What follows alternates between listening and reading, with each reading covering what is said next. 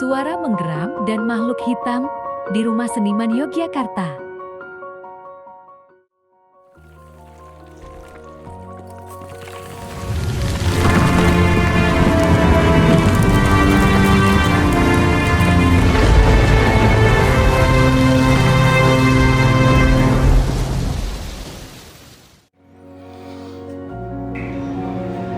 Assalamualaikum warahmatullahi wabarakatuh.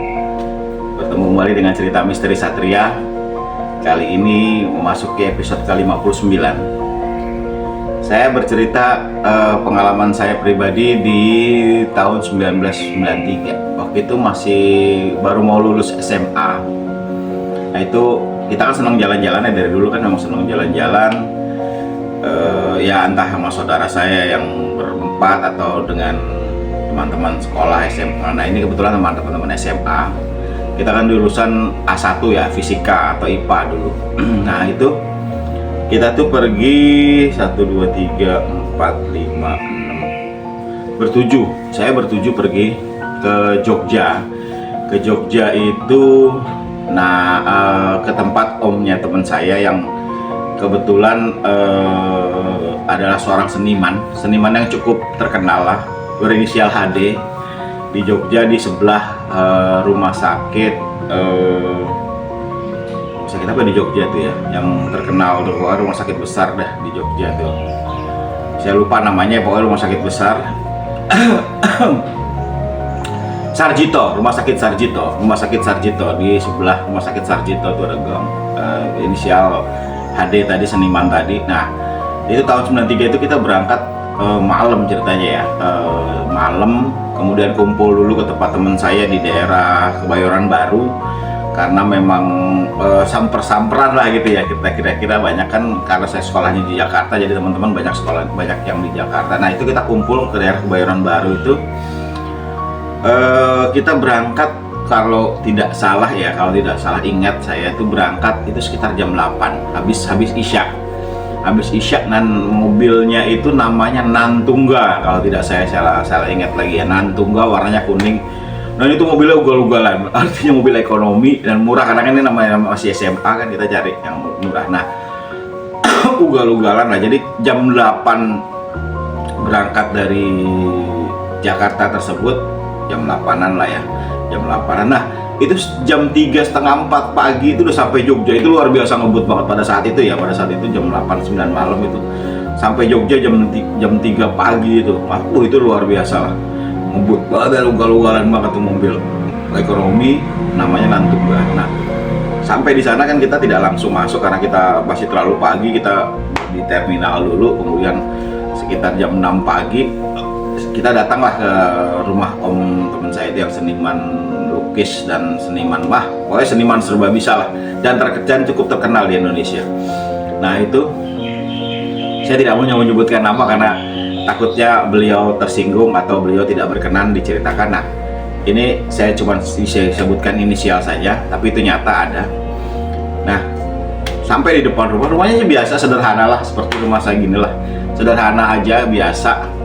Kemudian ya yang jelas dari baru pertama masuk tuh aura-aura, emang dia seorang seniman sudah kelihatan, seperti memajang lukisan-lukisan bagus, lukisan-lukisan. Jadi kalau tidak salah juga alirannya adalah aliran abstrak ya beliau tuh, kalau nggak salah ya. Cuman karena saya nggak tahu lukisan, saya sebutnya abstrak aja, karena memang harus memahami banget makna tulisan, makna lukisannya. Nah begitu masuk tuh udah auranya udah gak enak, saya juga waduh apa nih gitu kan, rumah apa ini gitu kan. Begitu masuk tuh ada tengkorak mas, jadi ada tengkorak nggak tahu tengkorak itu tengkorak asli atau tengkorak yang buat pelajaran biologi, itu saya kurang paham. Ada tengkorak banyak lah dipajang, terus kemudian juga topeng Bali,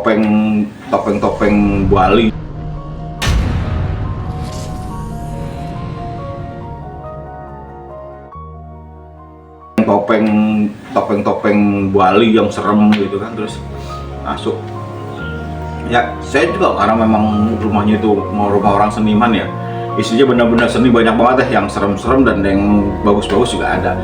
Kita masuk di kamar, kita dikasih 2 kamar, kemudian saya bertiga, ada yang satu lagi berempat. Nah itu bertiga atau kalau saudara teman saya yang saudaranya itu dia sama omnya, saya nggak tahu tidur di mananya.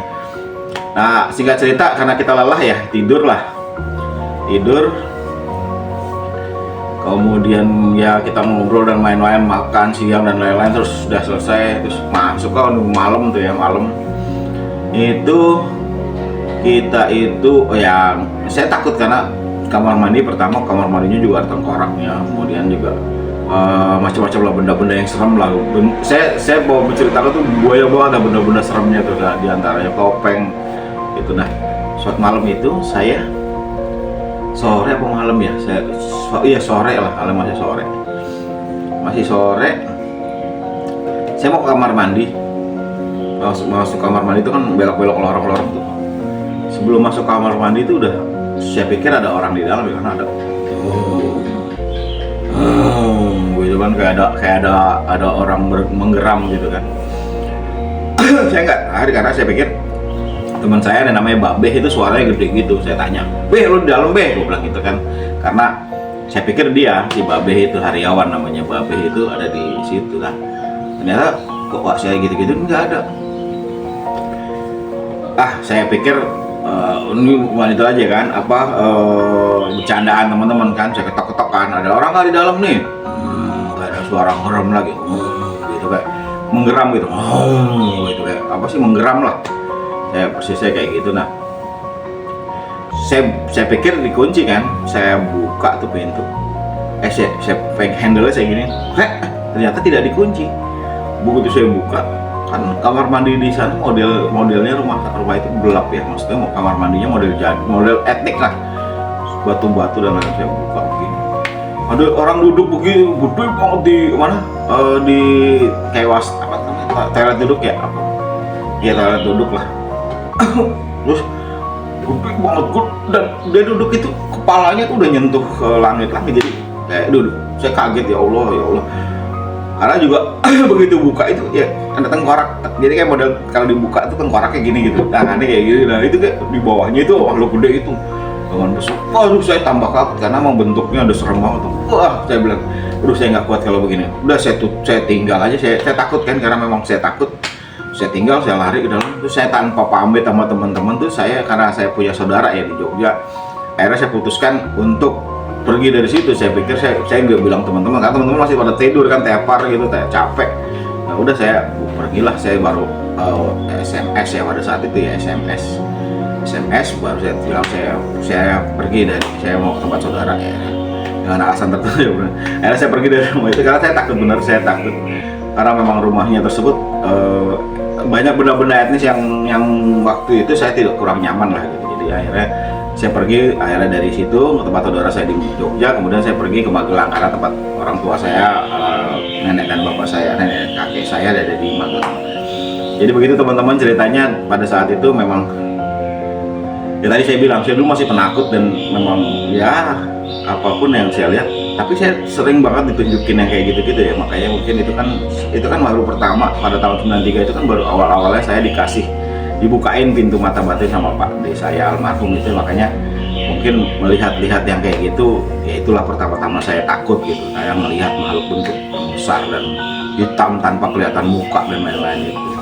Demikian teman-teman cerita di episode ke-59. Mudah-mudahan teman-teman berkenan dan mudah-mudahan terhibur dengan cerita-cerita saya di Cerita Mistis Satria.